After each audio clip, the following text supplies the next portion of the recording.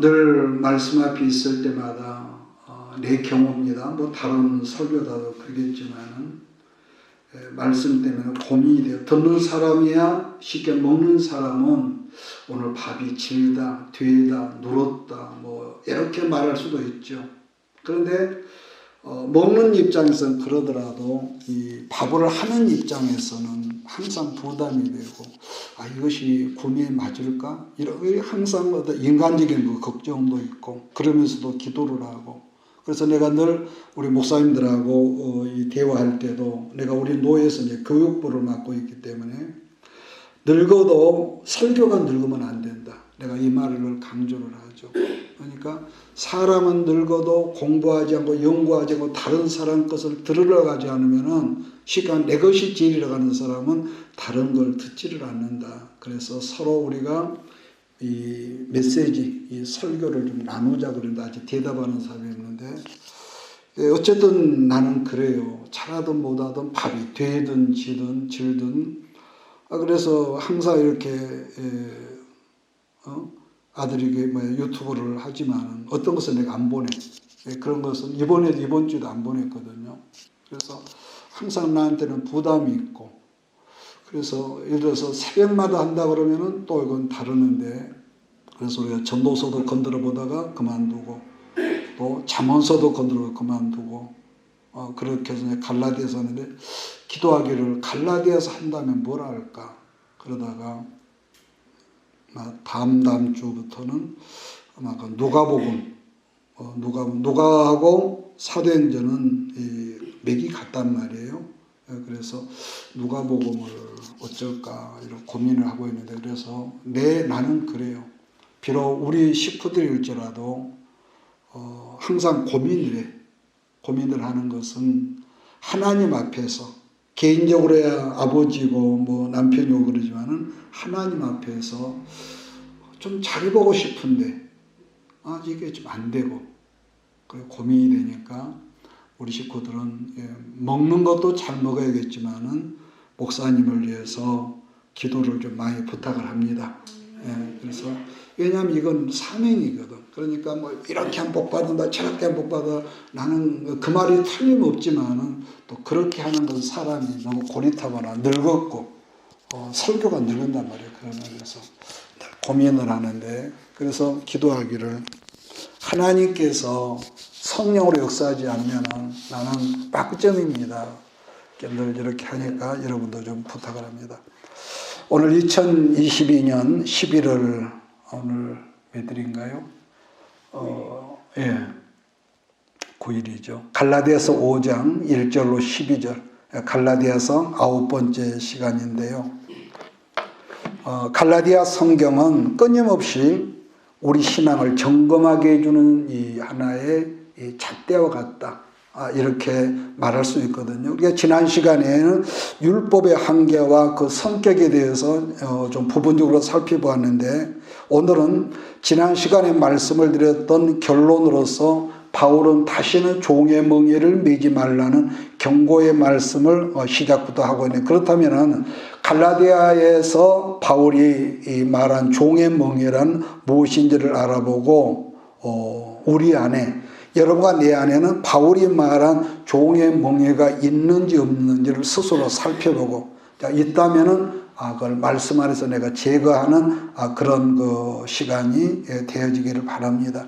1절 말씀을 보면은 예수님은 우리에게 자유를 주셨다고 그랬는데, 사실 그리스도 안에서 건강하고 건전하고 여러분 이런 신앙을 하는 사람은요, 사실은 자유를 누리고 있는 사람이기 때문에 바울 선생의 말처럼 또다시 옛날 율법 신앙으로 돌아가 종살이할 경우는 없다고 보죠.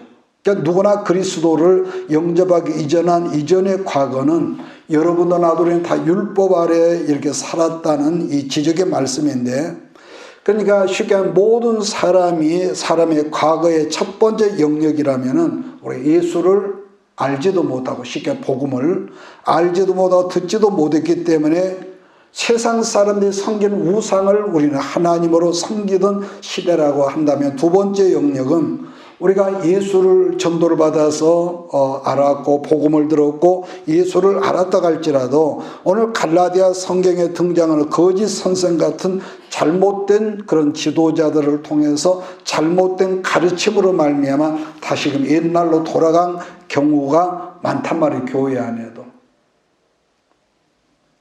왜냐하면은 말세라고 하는 지금도 말씀드린 이 두 영역이 교회 안에서 여전히 존재하고 있기 때문이라는 것인데, 특히나 우리나라 같은 경우는 옛날부터 무속신앙의 뿌리가 깊이 내려있기 때문에, 그래서 이 사람에 따라서 어떤 사람은 신앙생활을 한다고 하지만은 무속신앙과 복음을 결합해서 예수를 믿는 사람이 있단 말이에요. 특히 그 목회자들도 그러더라고. 분명히 어떤 신학을 하고, 그전에 어떤 합동측 그 목사님을 봤는데, 자기 나름에는 총신했다고 굉장히 의기양양하는데도 하는 걸 보면은 그것도 단골레 비슷하니 그렇게 하는 사람이 있었어요.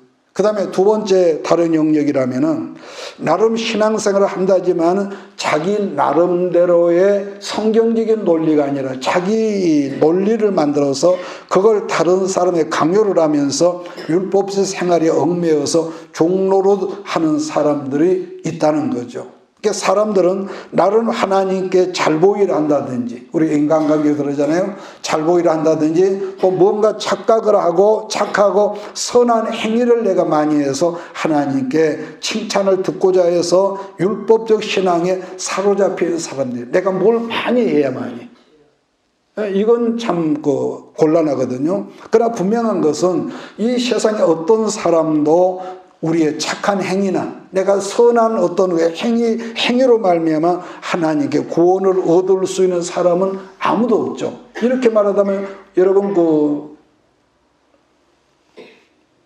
불교에 하는 사람들도 보면은요, 착한 사람이 굉장히 많습니다. 어떻게 보면은 그 사람들은 신을 좀 두려워하거든요. 근데 우리 예수 믿는 사람은 잘못해도 범죄도 회개하면 된다는 어떤 이상한 이런 잘못된 것이 있어가지고 신앙을 잘못 배우다 보면은 오히려 이 하나님을 입으로는 경외하면서도 만만히 생각하죠. 그러니까 사람에게 단지 안 들키면 되고 다른 사람이 모르면 된단 말이에요. 그렇기 때문에 교회에 다니는 사람을 향해서 더 불량하다든지 이런 이 말을 많이 듣는 것이죠. 그래 분명한 것은 우리가 아무리 착한 일을 하더라도 우리가 착한 행위를 통해서는 우리가 구원에 이를 수 없다는 것이기 때문에 오직 성경이 말한 대로 예수 그리스도를 믿는 믿음으로만 하나님 앞에 갈 수 있기 때문에 예수님이 이 땅에 오셔서 요한복음에서 뭐라고 합니까? 내가 길이라는 거예요. 내가 하나님께 갈 수 있는 길. 자, 그러므로 이 은혜를 바르게 아는 사람은 특징이 있습니다. 특징이 있죠. 사람에 따라 다르겠지만 명예나 또 재물이나 인기에 휩싸이지 않는다는 것이며 다른 사람을 평가한다는 판단하는 것에서 자유하기 때문이죠. 자, 1절로 2절을 우리가 같이 읽으면서 갈라디아 안으로 들어갑니다. 시작. 그리스도께서 우리를 자유롭게 하려고 자유를 주셨으니 그러므로 굳건하게 서서 다시는 종의 멍에를 매지 말라. 보라, 나 바울은 너희에게 말하느니 너희가 만일 할례를 받으면 그리스도에게서 너희에게 아무 유익이 없으리라. 지난 시간에 몇 번 언급을 했지만은 이 갈라디아 지역 교회에 유대에서 내리는 거짓 선생들이 갈라디아 교인들에게 한다는 말이 예수도 믿어야겠지만은 할례를 받아야 해. 이걸 주장을 했다고 그랬습니다. 그러니까 예수를 믿는 믿음으로 구원은 우리가 충분한데도 종교적인 어떤 다른 열심을 내야만이 구원에 이를 수 있다고 이 잘못된 가르침을 줬다는 것. 사실 이런 점은 옛날도 그렇고 지금도 뭔가 내가 노력을 많이 해야만이 구원을 받는다. 그런데 이것은 우리가 인간관계 세상에서는 우리가 노력하지 않고는 안 되지 않습니까? 이런 어떤 노력을 해야만이 사람에게 인정받는 건 틀림이 없죠. 그러니까 그러한 흐름에서 우리가 살았고 들었고 보았고 그런 것들이 익숙하다 보니까 유대인 선생들이 했던 그 말이 갈라디아 사람들에게 너무 합리적으로 그럴듯하게 들려왔을 거라는 거죠.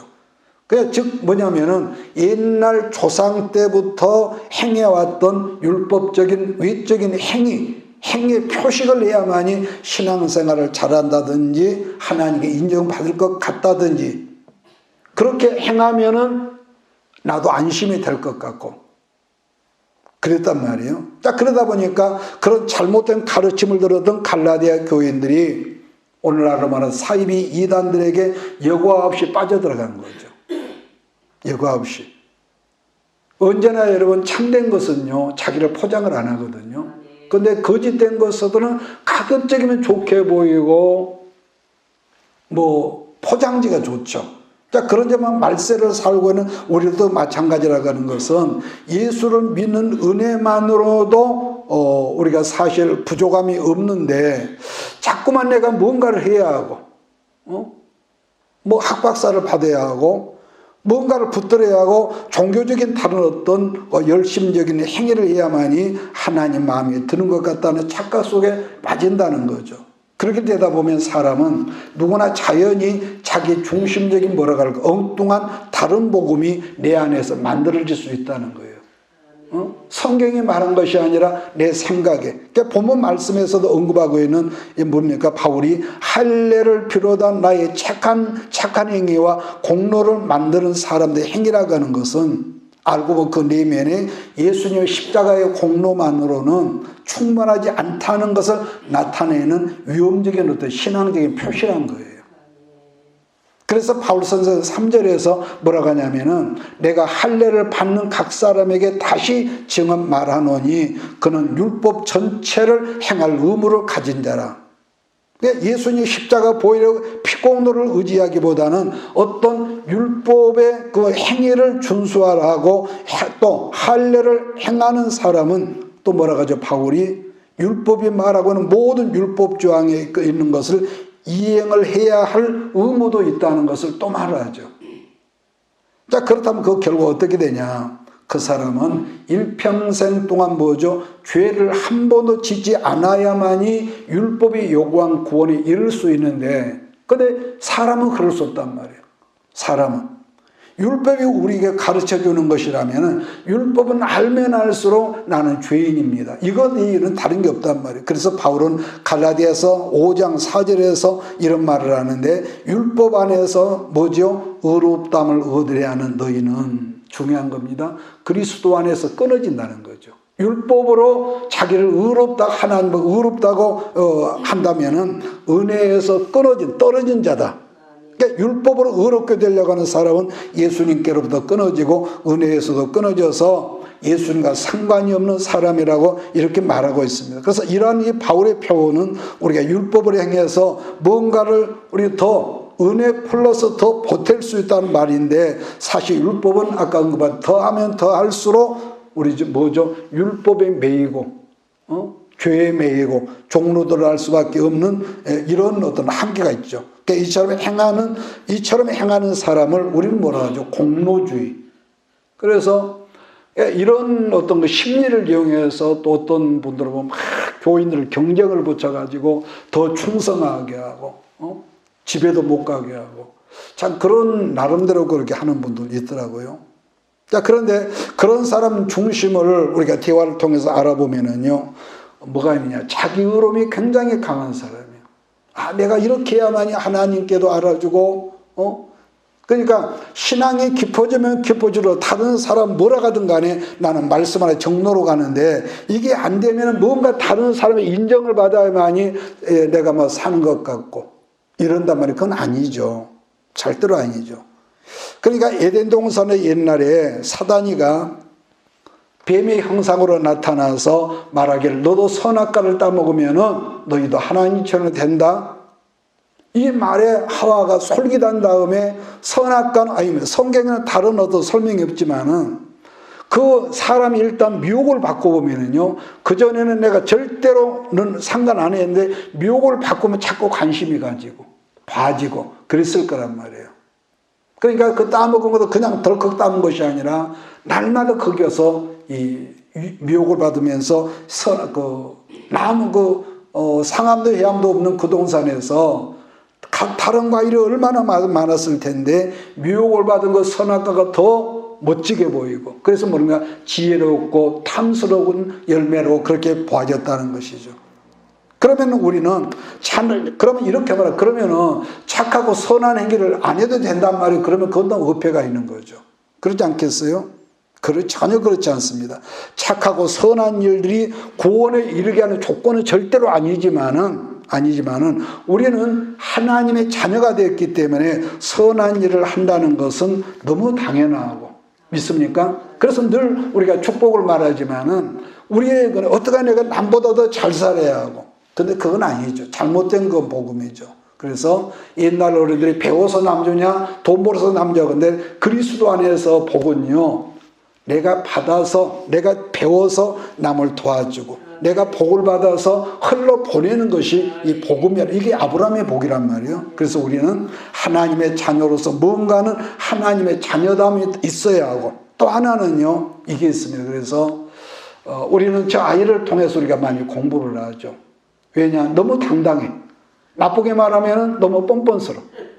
솔직히 말해서 그러잖아요. 그런데 저 아이는 너무 당당한 거예요. 아이를 보면은 어떨 땐 자기가 맡겨놓은 것처럼 당당하게, 뭐 인상도 뭐 어떤 그런 것도 없이 이게 해주세요, 저거 해주세요. 그래서 속으로 염치도 없다 너. 자, 그런데도 부모는 부모 입장에서는 그래 알았어. 또 언제나 부모는요, 자녀들에게 정성을 다해서 저 아이들에게 해주지만은, 그러나 저 아이가 자식으로서 그 가치를 알아준다거나 정말로 감사한 것이 없이, 그래서 우리가 은혜 안에서 보면은요, 우리도 하나님 앞에 너무 뻔뻔스럽거든요. 하나님 앞에서 개인적으로 보면은. 그러니까 부모와 자녀 관계는 그런가 봐. 자, 그러면 자녀들은 왜 부모 앞에서 그처럼 당당하냐 하면은, 그것은 아까 말한 대로 부모와 자녀 관계는 이 특수한 관계 때문에 이 자유함이라는 것이며, 그러나 또 이거 있죠. 사랑하기 때문에 우리 하나님은 우리를 사랑하면 하지만은 잘못하면 무섭게 책망을 한단 말이에요. 무섭게. 마찬가지입니다. 우리들이 자녀를 사랑하지만은 우리 자녀들이 잘못했을 때에 부모가 자녀된 너를 꾸짖게 하는 걸 분명히 말해주면서 네가 그렇게 하기 때문에 엄마가 너에게 회초리를 드는 거야. 이걸 가르치는 하나님도 우리에게 깨닫지 못하면 어떤 사건을 통해서, 우리 최은호 목사님이 내일 이제 아버지가 은퇴를 하고 퇴임을 하고 내일 담임 목사로 취임을 한단 말이에요. 최은호 목사가 그랬습니다. 그때는 8톤 무슨 가스 큰 트럭이죠. 8톤이니까. 그걸 가지고 전국으로 배달하고 월급 생활했는데 여수에 가서 어떤 큰 사고를 했어. 그래서 그 사건을 통해서 은호 목사가 하나님께서 이 사건을 통해서 나를 부르시구나, 그러면서 그걸 놔버렸다는 간증을 하대. 그러니까 늘 제가 하는 말이지만은, 말씀을 통해서 늘 깨닫고 우리가 순종하지만은 때로는 그것이 안 될 때가 있단 말이에요. 알면서도 안 움직여요. 그래서 하나님은 사랑하시면 어쩔 때나 최은호 목사 했다는 그 간증처럼 사건을 통해서 깜짝 놀래고, 그게 바로 하나님의 회초리에다 사인이거든요. 그래서 우리는 자녀들이 잘못될 때 가르쳐야 한다. 자, 그 다음에 5절, 우리가 성령으로 믿음을 따라 의의 소망을 기다리는군요. 그랬습니다. 5절에서 말하는 소망이란 막연한 것이 아니라 뭐죠? 분명한 실체가 있는 기다림이란 말이에요. 실체가 없는 기다림은 얼마나 허전할까요? 우리의 죄를 대속하신 예수님 십자가 보혈의 공로 때문에 우리는 하나님께 의롭다고 인정을 받은 우리가 사람이라는 법적으로. 문제는 이 말은 여러 번 우리가 했지만은 의롭다고 인정을 받았지만은 그 의로움이 완성될 날을 우리는 기다리는 입장이지, 예수를 믿었다고 완전히 의로워진 건 아니란 말이에요. 그러나 문제는 나 혼자가 아니라 여러분과 나라는 성전 안에 계신 성령께서 우리를 말씀으로, 때로는 기도 생활로, 삶을 통해서 이렇게 자꾸 우리를 이끌어가죠. 때로는 내 양심을 통해서 너 그러면 안 돼. 자꾸 성령께서 우리를 돕죠. 6절, 그리스도 예수 안에서는 할례나 무할례나 효력이 없으되 사랑으로서 역사하는 믿음뿐이라. 여러분, 우리들이 이 세상에서 하나님의 자녀로 살아갈 때 가장 중요한 포시라면은요, 뭐가 있을까? 하나님의 자녀가 되는데, 다른 건 뭐 여러 가지 있겠지만은, 그를 믿는 믿음이죠. 그러니까 이 믿음이라고 하는 것은 내가 얼마 동안 예수를 오랫동안 믿었으며, 어떤 교회를 다니고, 내가 교회에서 직분이 뭐고, 이건 전혀 상관이 없고, 오직 중요한 것은 우리 안에 여러분의 성령께서 주신 어떤 믿음이 있단 말이에요. 믿음이. 그렇다면은 우리 안에 믿음이 있느냐 하는 증거가 뭘까?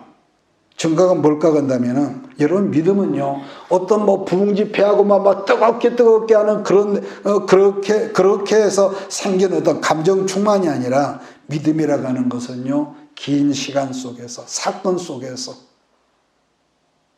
그 안에서 뭐가 나타납니까? 제가 나를 보고 야생마 같은 옛날 나라고 그랬는데, 그런 것들이, 이렇게 한번 비유를 해보죠. 벗개를 만드는 그 나무 이름을 기억하세요? 시띠무. 우리말로는 아카시아 나무.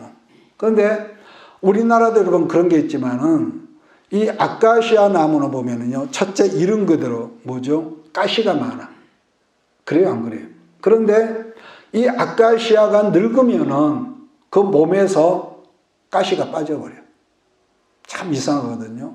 그러니까 혈력이 왕성하고 자랄 때는 가시가 많은데, 아카시아 나무가. 그런데 이게 나무가 이 성장하고 이게 아주 커버리면 그 나무에 가시가 없어요. 그러니까 참 특이니까 마찬가지 우리도. 나는 뭐 어디 학교가 있고 뭐 가방끈이 없고 저고 뭐 그렇게 말하지만은, 아직 그걸 자기가 생각한다면은 너는 아직 멀었어. 그러나 나는 아무것도 없어. 아주 고목이 됐어. 그럴 때는 다른 사람을 찔러대는 가시가 없어진다는 거. 그걸 우리는 뭐라고 하죠? 사랑으로 나타나는 믿음이라고 그러죠. 내가 아무리 젊어서는 젊음으로 한다 하지만은 내게 가시가 있기 때문에 찔러대는데, 그러던 사람도 이제 세월 속에서 연단 속에 하다 보면 가시가 빠져져 가지고 다른 사람을 정지하던 내가 이해하게 되고, 옛날과 내가 입이 참지를 못했지. 그런데 할 말도 묵 다물어지고. 이 말이 이해가 되겠으면 좋겠습니다. 그래서 믿음은 분위기가 아니라 우리가 사랑으로 나타난다. 제가 지금 말한 사랑이라고 하는 것은 다른 사람을 대할 때 또 이렇게 있습니다. 나의 어떤 유익이나 어떤 수단이나 방법이 아니라 그냥 다른 사람을, 아까 그러죠. 젊었을 때는 가시로 찌르면서 그걸 못 참아. 말을 해야만 시원하니까. 근데 그러던 사람이라도 다른 사람을 대할 때 나의 유익이나 방법이 아니라 그저 부드럽게 대하고 기다려주며, 그래서 어떤 조건이 없이, 그러니까 이것도 부모의 어떤 그런 거 똑같은 우리가 영적인 것도 그러잖아요. 부모가 속은 상하지만 저 아이들이 속을 썩일 때 때로는 화가 치밀어 오르지만은 묵묵히 기다리고 그런 속에서 옛날 어른들이 하는 말이, 자식들이 속을 썩이면 한다는 말이, 너도 이 다음에 결혼해서 새끼를 낳아봐라. 그러면은 부모 속을 알 거야. 그런 말을 옛날 그 젊어서는 우리가 그 말이 의미를 몰랐는데, 나이가 들어가면서 이럴 때 우리 어머니가 얼마나 서운했을까. 옛날에는 몰랐단 말이야. 이게 사람은 어쩔 수 없이 누구나 다 그런 것 같아. 그러니까 세상에서 말하는 사랑은 조건적이며, 내가 어떤 여유가 있을 때 내 이름으로, 그러나 그리스도 안에서 행하는 사람은 아까 말씀한 나를 부정하고, 내가 있지만은 아닙니다. 하나님께서 나를 통해서 일을 했을 뿐입니다. 이것을 우리가 자꾸 말하게 되고, 그래서 아이들도 어른들한테 흉내를 내다 보면은 어느 순간에 부모의 어떤 흉내들이, 우리가 예수님의 어떤 걸 자꾸 흉내 안 내지만은 흉내를 내잖아요. 모방한다.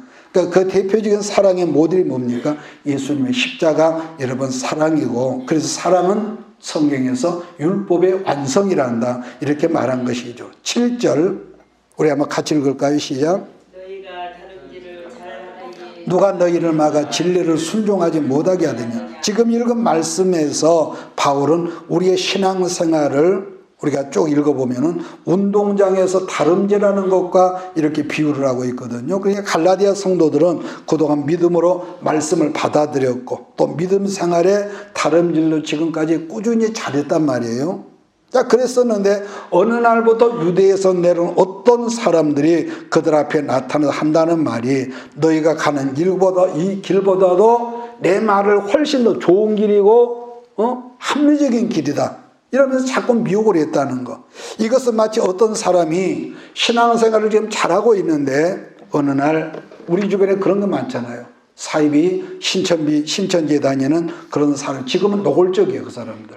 옛날에는 자기를 숨기고 그 사람을 포섭을 했는데 간첩들. 그래서 지금은 아주 노골적으로 신천지라고 아주 자기를 밝히더라고요. 그런데 제가 그랬잖아요. 거짓말하는 사람들 자꾸 거짓말을 들으면은 나중에 거짓말이 참 이게 구분이 안 된다고. 그러니까 미혹을 받으면은요, 어쩔 수 우리는 그냥 그런 사람들, 제가 내기를 우리가 지난번에 했지만은 누가복음 하기 전에 내기를 다시 한번 살짝 1시간 좀 해야겠다는 마음이 드는데요. 그러니까 이 구약 레위기에서는 이 음식 저 음식 먹지 마라 부정하니. 근데 신약에서는 그 음식을 뭐라고 기억합니까? 교제권이라고 그랬어요. 교제하는 거. 그러니까 어떤 사람을 만나면 만날수록 이렇게 부정적인 거 세상에서 그러더라고. 운이 없는 사람, 그런 사람 만나지 마라고 그러더라고. 어떤 명리학을 말하는 사람이. 그러니까 일단 미혹에 넘어가면은요, 전혀 다른 행동을 하고 다른 이 말을 하거든요. 엉뚱한 사람이 돼버려. 자, 그래서 그걸 조목조목 지금 따지며 다 이런데 8절 9절 그 곤면은 너희를 부르신 이에게서 난 것이 아니라 그러면서 적은 누룩이 온 동에 퍼진단다 그랬거든요. 우리가 어떤 가르침이 주어졌을 때 그 가르침이 이게 있습니다. 우리가 이 다음에라도 저 사람이 굉장히 합당하게 저 가르침이 하나님께로 온 것인지 분별하는 것은 정말로 중요한 것이거든요. 이건 굉장히 중요한 겁니다. 그래서 밀가루 한 통에다가 작은 누룩이 들어가지만 그 통 전체의 가루를 부풀게 하는 것처럼 잘못된 사람의 가르침의 지식이 우리를 전체로, 제가 한번 말했나요? 어떤 이 손봉훈교회의 부부 목사님이에요. 그래서 남편은 지금 여기 오치에서 하고 부인 목사님은 송영에서 하고 있는데 간증을 들었습니다. 교회가 참 나간 거야. 부흥이 되고 백수십 명이 됐어. 근데 자기 친척된 대학 전대 다닌다나 그 애들이 둘이 와서 열심히 봉사를 했는데 그 애들이 돌아가지 알고 보니 신천지인데 교회가 3분의 1도 안 나고 다 넘어가 버렸다는 거지. 참 이상하죠. 그러니까 평소에 그 목사님들 부부가 신천 이단 교육을 안 했겠어요. 그런데 문제는요, 자꾸 친하게 이렇게 놔두고 이렇게 너무 이렇게 풀어놔버리니까 결국엔 그 누룩이 온 교회에 퍼져가지고 나중에 안 되니까 도저히 얼마나 불편했겠어, 부부가. 그런 감정의 얘기를 제가 들었거든요. 그러니까 일단 뭔가 부정적인 어떤 마인드를 너무 화려하고 그럴듯한 사람들은 조금 브레이크를 밟아가지고 인간관계에서도 좀 살펴보는 것이 좋다. 제 말 이해하십니까? 미혹을 당하면은 참 그게 분별이 안 된다고. 자, 그 다음에 10절 나는 너희가 아무 다른 마음을 품지 아니할 줄을 주 안에서 확신하노라. 그러나 너희를 요동하게 하는 자는 누구든지 심판을 받는다. 본문에서 바로 두 가지를 확신하는데, 첫째, 지금 너희는 조금 흔들리고 있지만은 결국은 진리로 바르게 서서 올바른 선택을 해서 바르게 설 것을 바울이 믿었다는 거예요. 갈라디아 교인들을. 두 번째, 다른 복음을 전해서 너희 마음과 너희 교회의 공동체를 흔들리는 그 사람들은 반드시 하나님께서 심판하고 확신을 지금 주죠. 자, 11절, 13절을 같이 읽습니다. 시작. 형제들아, 내가 지금까지 할례를 전한다면 어찌하여 지금까지 박해를 받으리요? 그리하였으면 십자가의 걸림돌이 제거되었으리니 너희를 어지럽게 하는 자를 스스로 베어버리기를 원하노라. 형제들아, 너희가 자유를 위하여 부르심을 입었으나 그러나 그 자유로 육체의 기회를 삼지 말고 오직 사랑으로 서로 종노라라. 여러분, 옛날이나 지금이나 한 가지 분명해서 변하지 않는 것이라면 참 진리는, 참된 것은요, 어떤 외적인 조건의 형식이 필요하지 않다는 거예요. 아까 그랬잖아요. 이 진짜를 가진 사람은 화려하진 않아. 좀 너무 좀 촌스러워. 그래서 옛날에 어떤 목사님이 그런 얘기를 했어. 독일제하고 일제하고, 오래전에 제가 들은 얘기입니다. 독일제는요, 주로 제품들이 무디무디해. 일제는 굉장히 산뜻합니다. 근데 오늘날 이 발전된 우리나라가 모든 전자제품은요, 일본제하고 비슷하거든요. 생긴 것이 그래. 물론 모든 다른 첨단 제품은 우리가 지금 일본보다 앞장섰다고 그러는데, 그러니까 말이 좀 흘렀지만은 진짜를 가진 사람은요, 자기를 꾸미지 않습니다. 그러나 가짜일수록 자기를 꾸민다는 것을 인간관계에서도 여러분 잊지 말았으면 좋겠습니다. 자, 그런데 이게 있습니다. 복음은 정말로 좋은 것인데 이게 뭐가 있냐면은 진리의 복음일수록 이 걸림돌이 하나가 있죠. 그거 좀 이상하죠. 뭐 진리의 복음이 걸림돌이 있냐 그랬는데, 그 진리를 듣는 사람들에 따라서 말씀에 걸려서 실족한다는 거예요. 말씀에 걸려서. 그것은 옛날에 지금이나 세상에 살던 어떤 사람이 예수를 믿게 되고 거듭남의 신분이 되었다 할지라도 그 사람은 아직 여전히 세상적인 기준이 자기 안에 남아있단 말이에요. 남아있기 때문인데, 또 하나는 예수를 믿기로 작정하러 열심히 신앙생활을 하지만은 그동안에 내 안에 죄성이라는 것이 계속 복음이 들어오면 들어서 부딪힌단 말이에요. 여러분, 그럴 때 없어요. 말씀은 분명히 말씀인데 그 말씀 들으면 그냥 내 속에서 막 불편한 것이 있어. 교회에서는 은혜스럽게 들은 집에 가서 생각하면은 목사님이 감정 가지고 나를 치었어 오늘. 계속 그것 때문에 불편할 때가 있단 말이에요. 복음하고 부딪혀. 복음하고. 우리나라에서 전해졌던 복음 중에요, 60년대부터 50년대 후반, 60년대, 80년대 초반까지 어떤 흐름이었냐면은 이게 있었습니다. 예수 믿으면은 형통하고, 예수 믿으면 뭐든지 잘 되고, 예수 믿으면 성공한다. 이게 주류였습니다. 주로 오순절 교회에서. 그러니까 사람들이 부담이 없죠, 그때는. 마치 어떤 사람 천주교를 가면은요, 예나 지금에는 뭐죠, 거기 가면 술 먹지, 담배 피지, 또 제사 다 드리지. 그러다 보니까 거기는 어떤 걸림돌이 없어.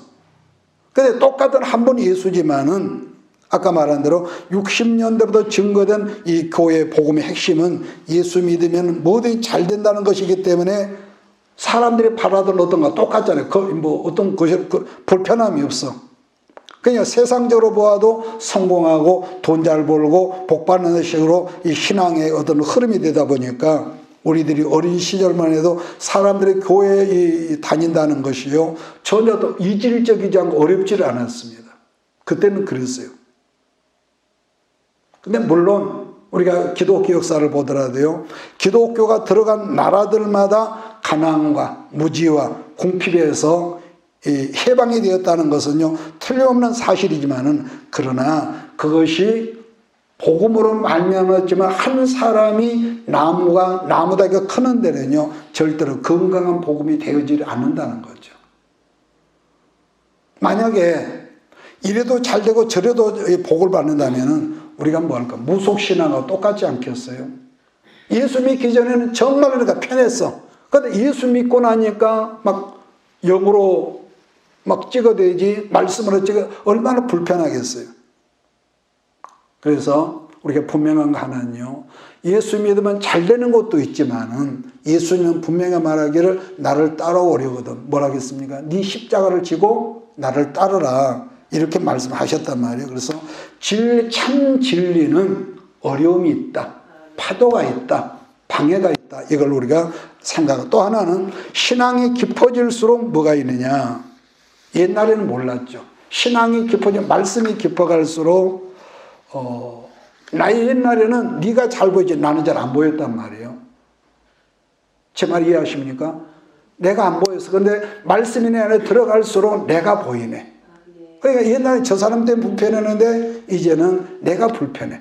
내가 말은 이러고 기도는 이렇게 하면서 내가 나를 보는 눈이 자꾸 이러다 보니까 그것 때문에 힘든 거예요. 그것 때문에. 다르게 설명하자면은 빛 앞으로 여러분과 내가 가까이 갈수록 내 그림자가 짙게 나타난다는 거예요. 내 짙게. 응? 그러니 우리가 자기 허물과 자기 어떤 이 못난 것 때문에 우리가 기도하다 보면은 울지 않을 수 없다는 점이고, 그러게 그 어떤 사람도 교회를 나오자마자 믿음이 크게 성장한 사람이었고, 한마디로 영적인 그다음 거리가 멀죠.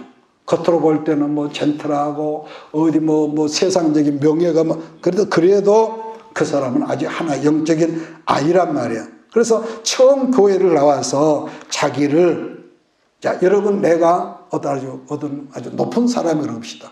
그래서 참 세상에 대우받고, 직장 가면 사장님 대우받고. 그런데 내가 교회를 이렇게 나와보니까 목사님 말씀이 자꾸 주인이라 한단 말이에요. 내가 볼 때는 깨끗하고 나름 선하게 살고, 어려운 사람 도와주기는 자꾸 주인. 그리고 새벽 기도 한번 나와서 보니까 죄인이나 울고 불고 하니 얼마나 불편하겠어요. 나름대로 속으로는 평소에 안 울지 말고 좀 정직하게 잘 살지 뭐하러 죄 짓고 저러냐, 이런 어떤 이상마음도 있었을 거란 말이에요. 그런 게 불편한 거예요. 사람은 여러분 정도는 차이는 있겠지만 누구든지 사람은 자기를 그럴싸하게 꾸미는 걸 좋아하고 그러다 보니까 이것이 바꿔져야만 자꾸 어떤 화려한 거. 그래서 옛날에도 보면은 교회 어떻게 나온 사람 보면은 옛날 우리가 쌍촌동에 있을 때 보면은 막 그냥 반지가 4개 다 있어. 8개 있고 막 귀걸이가 흔들흔들하고 그런 분이 있었습니다. 그분이 뭐라고 하냐면, 목사님, 옛날에 내가 잘 나갈 때 내가 목사님 만났으면은 뭐 이것도 하고 저것도 하고, 내가 속으로 그랬습니다. 어림택도 없다.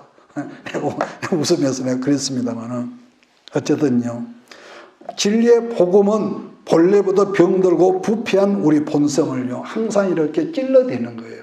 거기에서 여러분 어떤 반항을 한다 그러면은 우리는 이렇게 인간관계도 여러분 어려워집니다. 자, 그러다 보니까 교회에 처음 나온 영적인 아이는 그 사람들이 아까 지금 내가 이 말이다 저 말이다 얼마나 불편하지 않았겠냔 말이에요. 어떻게 제 말이 이해가 됩니까? 많이 불편하죠. 그래서 바울이 지금 극단적인 표현을 하는데 12절 말씀을 보면 어떻게 표현합니까? 할례 문제 때문에 건강하고 바른 신앙을 하지 못한다면 차라리 그걸 잘라버려라. 이 할례라는 남자들 그 어린 아브라함도 여러분 그 누굽니까? 이스마엘을 낳고 나서 할례를 했단 말이에요. 그러니까 이스라엘 백성에는 누구든지 이 남자아이들 또 태어난 8일 만에 할례를 하고 성경 끝을 잘라버려야 하는데, 그러면서 13절에서는 너희의 자유를 애곡하지 말고 너희에게 주어진 자유의 선물을 자기 육체를 만족시키는 그 일에 사용하지 말고 오히려 사랑으로 서로 섬기는 그 일에 너희가 그렇게 쓰라는 거죠. 그래서 바울은 율법에 대해서 다음에 말씀을 하는데요. 14절, 15절을 읽고 오늘 말씀을 마치겠습니다. 4절, 5절 시작. 온 율법은 내 이웃 사랑하기를 내 자신같이 하라 하신 말씀이 이루어졌나니 만일 서로 물고 먹으면 피차 멸망할까 조심하라.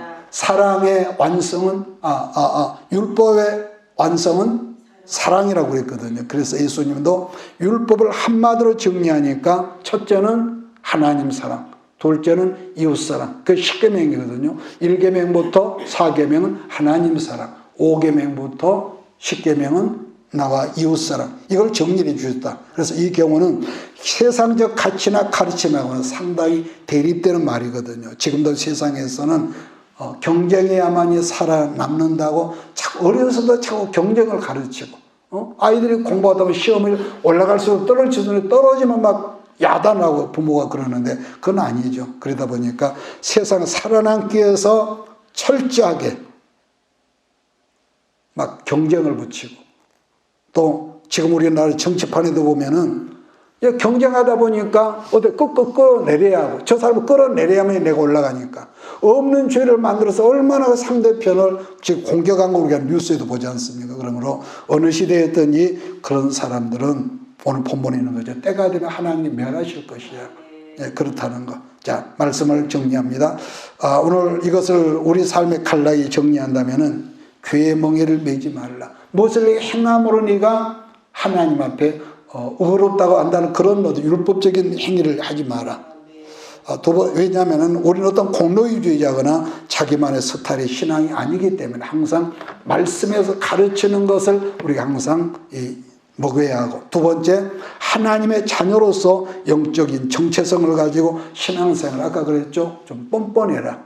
하나님 앞에서. 왜냐? 아이들은요, 누구나 뻔뻔해. 그러니까 우리는 하나님, 어떤 사람 너희는 교회가 막 하나님께 달라고 거지냐 그러는데, 자녀는요, 엄밀히만 해서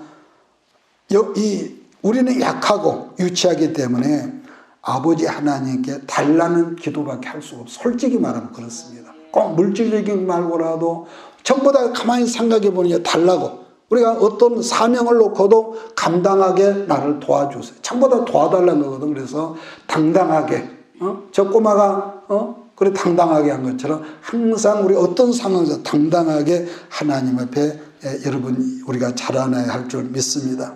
그리고 이게 있죠. 내가 좀 어떻게 하다가 잘못했고, 내가 어떤 순간적으로 어떤 감정적을 다스리지 못했을지라도, 근데 율법적인 사람은 내가 예수 믿는 사람 내가 막 이렇게 행동할 수가 있어. 거기에 잡히면 안 되기 때문에 잘못했으면 우리가 요한일서에 있는 말씀처럼 회개하고, 뭐라고? 회개하고. 그러면 끝난 거예요. 정말로 회개하고, 입으로만 아니라 예수님 제가 잘못했습니다. 내가 안 해야 하는데 내가 이렇게 잘못했습니다. 우리가 우리 죄를 자백하면 그는 미쁘시고 의로우사. 여러분 그랬거든요. 그렇기 때문에 자백하고, 그러니까 율법적으로 얼마나 뻔뻔스럽죠. 그러나 은혜는 우리가 주의 이름으로 자복하고, 아까 그랬죠. 자복하는, 회개하는 것이 어떻게 습관적인 무게가 되면 안 되지만, 그럼 어떻게 합니까? 잘하려고 하다가 넘어졌으면은 하나님 제가 더 이랬습니다. 이렇게 뻔뻔스럽게 믿음으로 나가서 하나님 앞에 우리 걸거침이었고, 또 넘어졌을지라도 하나님 내가 이랬어요. 그래서 항상 교제, 부부간에도 아무리 사랑해도 대화가 교제가 끊어지면은 등을 지잖아요. 여러분 그래요 안 그래요? 인간에도 하나님도 그렇습니다. 그래서 항상 작은 문제든 큰 문제든지 나는 그래요. 길을 걸어가면서도 기도가 끊어질 수가 없고, 꼭 교회에 와서 한 것이 아니라 삶 속에서 그래요. 그래서 여러분 남은 한 주간 동안도 늘 기도가 있어서 하나님 앞에 당당함으로 기도할 수 있는 우리 모두가 되어야 할 줄 믿습니다. 기도합시다. 이것이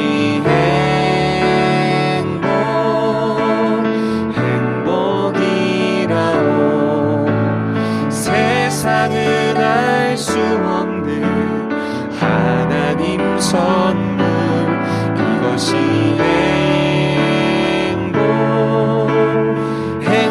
행복이라오. 하나님의 자녀로 살아가는 것, 이것이 행복이라오. 이것이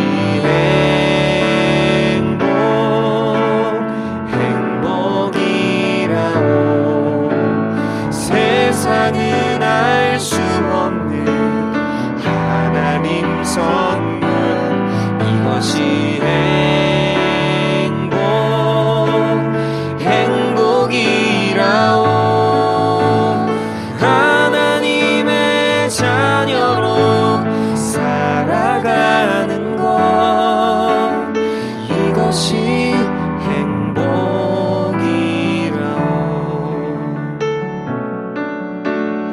이것이 행복이라오.